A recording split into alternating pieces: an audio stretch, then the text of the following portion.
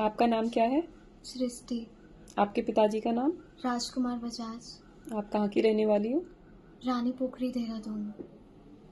थाना कौन सा लगता है? रानी पोखरी। उम्र कितनी है आपकी? 21। क्या घटना हुई थी आपके साथ? मुझे कांटेक्ट किया अबू तालिब ने फेसबुक पे। अपने दीन की बातें बता रहा था वो, तो मैंने जानकारी हासिल की इस्लाम की उससे। फिर उसने मुझे शादी के लिए फ़ोर्स किया, तो तब से हमारी बात होती थी 2019 से। फिर उसके बाद उसने धीरे धीरे अपनी फैमिली से भी कांटेक्ट कराया, अपनी सिस्टर सुमैया से और सफ़िया से। और फिर उसके बाद उसने मेरा आयशा से कांटेक्ट कराया, अब्दुर्रहमान से कांटेक्ट कराया।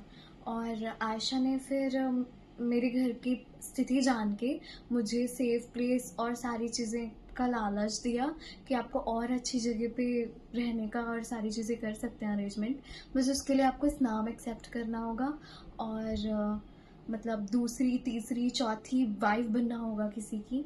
और तब इसी इसी वजह से आप पे इन्वेस्ट किया जाएगा, अदरवाइज़ आप पे कोई पैसा इन्वेस्ट नहीं करेंगे, ऐसा।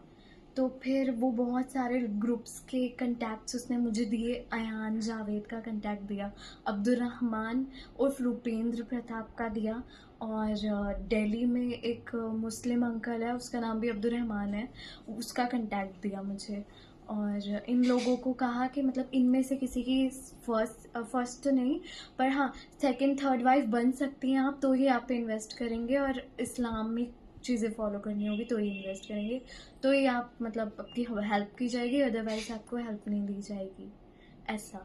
तो फिर अयान था झारखंड से, उसने मुझे कहा कि आपको निकलना है तो आपको चौक तक खुद जाना है, वहाँ पे आपको कैब करके देंगे जो आपको देहरादून छोड़ेगी। देहरादून में मेरा एक फ्रेंड आएगा, वो आपको दिल्ली लेकर जाएगा, और दिल्ली वाला लड़का आपको 10-12 घंटे की जर्नी के बाद एक सेफ जगह छोड़ देगा। वहाँ मुझे ले जा रहे थे। और जब वो चीज़ के लिए मैंने मना कर दिया, तो फिर अब्दुर्रहमान उर्फ रुपेंद्र प्रताप ने मुझसे कहा कि मैं निकलवा दूंगा, पर आपको चौथी शादी या तीसरी शादी करनी होगी, अदरवाइज़ आप पे इन्वेस्ट नहीं कर सकता हूँ मैं बिना किसी प्रॉफिट के। तो फिर उसके बाद मैंने उससे मना कर दिया। और ये लोग मुझसे मेरा फ़ोन सिम तोड़वाते थे, मुझे भेजे गए पहले। आशा के बहुत सारे कॉन्टैक्ट्स हैं, उसने सेकेंड हैंड फ़ोन वो लिया करती थी या फिर कीपैड फ़ोन लिया करती थी, और सिम लिया करती थी फेक सिम जो महंगे मिलते हैं 4,000-5,000 के, और वो सब लेके वो रिवर्ट्स को बांटा करती थी। तो मेरे पास भी आया था और मुझे एक पूरी विधि बताई गई थी उसको तोड़ने की, उसको डिस्ट्रॉय करने की, घर से पहले निकलने से पहले की। तो मुझे फ़ोन तोड़ के फिर पानी में डुबाना, स्क्रीनशॉट के हाउ टू डिस्ट्रॉय फ़ोन, ये सब सिखाया गया, और मैंने वो सारी चीज़ें की, लेकिन मैं बाहर नहीं निकली, इस वजह से उन्होंने मेरी मदद नहीं करी। और अब्दुर्रहमान ने भी मुझे शादी के लिए फ़ोर्स किया, और अब्दुर्रहमान जो दिल्ली से है, उन्होंने मुझसे कहा कि आपको मदद कर देंगे, लेकिन 1 महीने ही आपको अपनी मदद मतलब अकेले रहना है, लेकिन उसके बाद इन दी एंड आपको भी फ़ोन और सिम तोड़ के मेरे पास दिल्ली आके रहना होगा, वरना मैं मदद नहीं करूँगा, क्योंकि पैसे मैं इन्वेस्ट कर रहा हूँ, तो आपको मेरे ही प्लेस पे आके इन दी एंड रहना पड़ेगा, वरना मैं मदद नहीं कर पाऊँगा। तो फिर उन्होंने कुछ टाइम बाद क्योंकि मैं नहीं निकली, तो फिर उन्होंने कुछ टाइम बाद बताया कि तुम तो नहीं निकली, कोई डिफरेंट लड़की निकल गई, उस पर वो पैसे खर्च हो गए जो हमने तुम्हारे लिए कलेक्ट किए थे, और अब वो लड़की निकली है और उसको हमने रेस्क्यू कर लिया, वो हमारे साथ रहती है ना।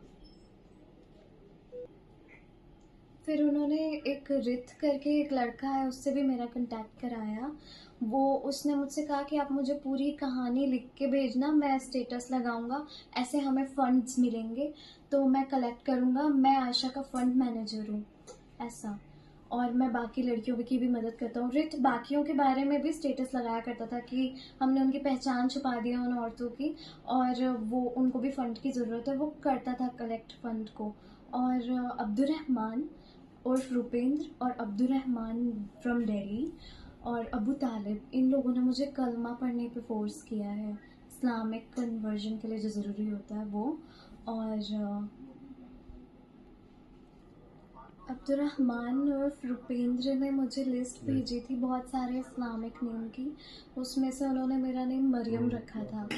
और अब्दुर्रहमान जो अंकल है दिल्ली से, उन्होंने मुझसे वॉइस नोट मांगा था कि इसमें ऐसा कहो कि मुझे हिजरत करनी है और मैं रिवर्टेड मुस्लिमा हूँ, मतलब कन्वर्टेड मुस्लिम हूँ ऐसा। तो मतलब ऐसे हमें फंड्स मिलेंगे। तो उन्होंने मुझसे वॉइस नोट लिया था और फिर उन्होंने कहा कि मैं अपने अमीर कंटैक्ट के अंकल को सुनाऊंगा, वो हमें पैसे देंगे तो मैं तुम्हारी मदद कर पाऊंगा। आप और कुछ कहना चाहती हो? नहीं। यही आपके बयान है? बयान किसी जोर जबरदस्ती से दिलाई जा रहे हैं? नहीं।